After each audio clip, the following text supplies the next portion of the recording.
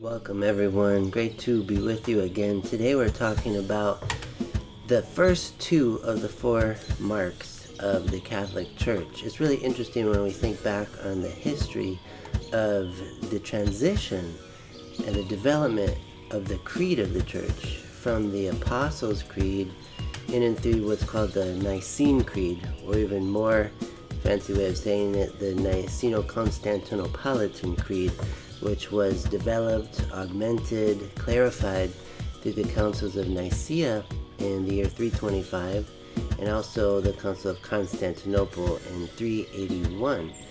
When we compare the two creeds, we see that there is some expansion of what we profess about the Church. In the Apostles' Creed, we profess, I believe in the Holy Spirit, the Holy Catholic Church, etc. Holy Catholic Church. In the Nicene Creed, we profess, I believe in one Holy Catholic and Apostolic Church. So we're going to think about the first two of what are called the marks of the Church. It's oneness and it's holiness. And there's a great biblical text for us to get into the oneness of the Church, first of all. From the letter of St. Paul to the Ephesians, chapter 4. St. Paul is writing this letter to the church in Ephesus from prison. It's so amazing, this rich, brilliant, beautiful, divinely inspired, no doubt about it, theology. And he's writing from prison about the oneness of the church. He's always concerned about this in his letters, church unity, that there would not be division and discord among any of the churches, whether in Rome or Corinth or Philippi, Ephesus, Galatia, etc. So let's read this together, chapter 4 of Ephesians, starting in verse 1. St. Paul writes, I then, a prisoner for the Lord, urge you to live in a manner worthy of the call you have received, with all humility and gentleness, with patience, bearing with one another through love, agape, striving to preserve the unity of the Spirit through the bond of peace. One body and one Spirit, as you were also called to the one hope of your call, one Lord, one faith, one baptism, one God and Father of all, who is over all and through all and in all. So God, the Father of all, is the Father of all, over all, through all, inasmuch as there is one true living God, not the whole variety of deities, gods and goddesses, but God is one. This stands to reason. If there was more than one God, neither one would be fully God, because they would delimit each other. In other words, you would have no infinite God, but you'd have two finite gods. But instead, the oneness of God is true to the very concept of divinity. For there to be this infinite, not a being, but being itself, the oneness of being itself, is this God, metaphysically speaking. But let's get back to the text of St. Paul, how he emphasizes, we hear this word one coming through again and again in this passage, that we would strive to preserve the unity. There's a unity of spirit through the bond of peace. One body. He writes about this in 1 Corinthians chapter 12, that the church is this one unified body, many diverse parts, but yet one body. One body and one Spirit. Pneuma in Greek. The Holy Spirit, the third person of the Trinity. There is one Spirit. And we were all called to a singular hope, a unified hope. There's one Lord, one Kyrios in Greek, one faith, one baptism, one God and Father of all. So just as, going back to the Jewish roots again, this is an ethical monotheism. Just as there is one God, there is one bride, one church.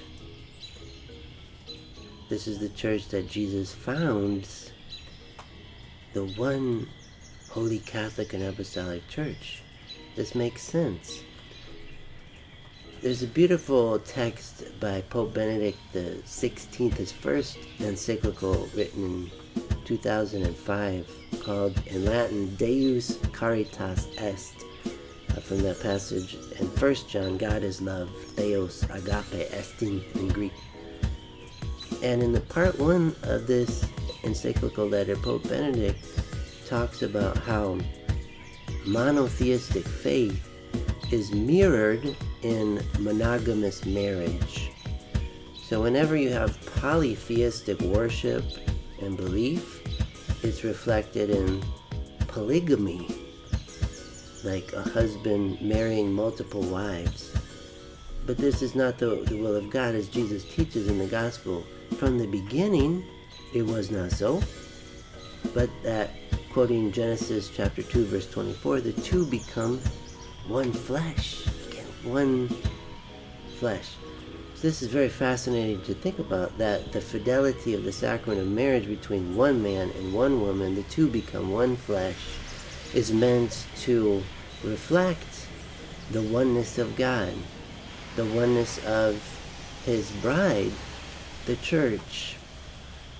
One husband, one wife, two become one flesh.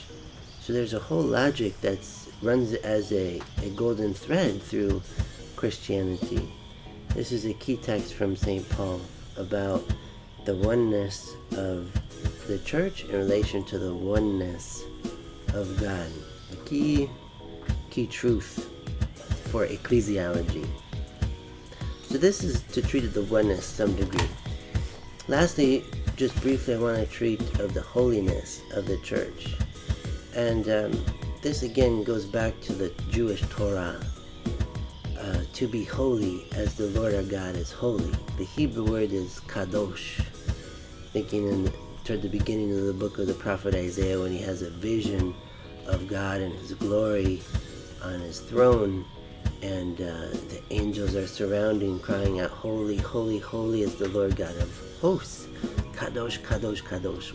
Holy has to do with, yes, being set apart, but also it has to do with a fullness of life, fullness of being, the plenitude of things that spring from the fullness of divinity.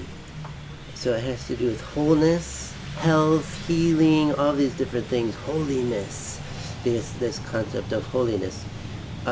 So I want to draw our attention to the Second Vatican Council dogmatic constitution on the Church called Lumen Gentium, chapter 5.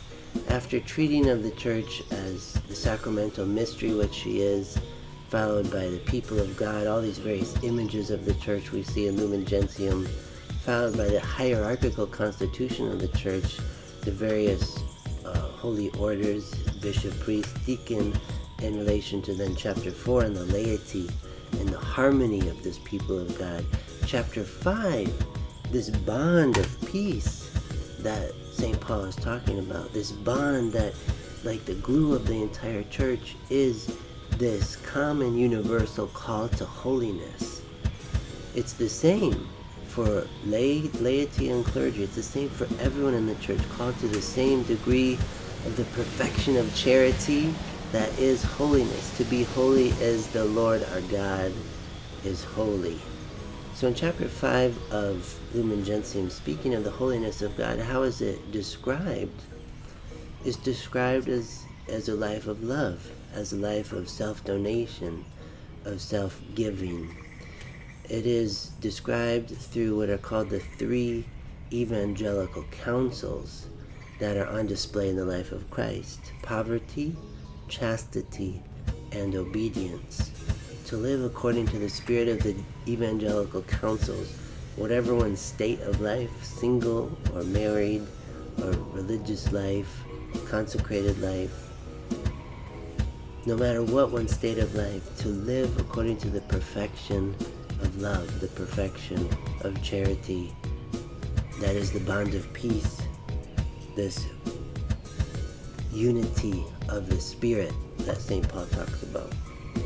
So thinking about the oneness of the church, the holiness of the church, we can't think enough about these things, pray enough about these things.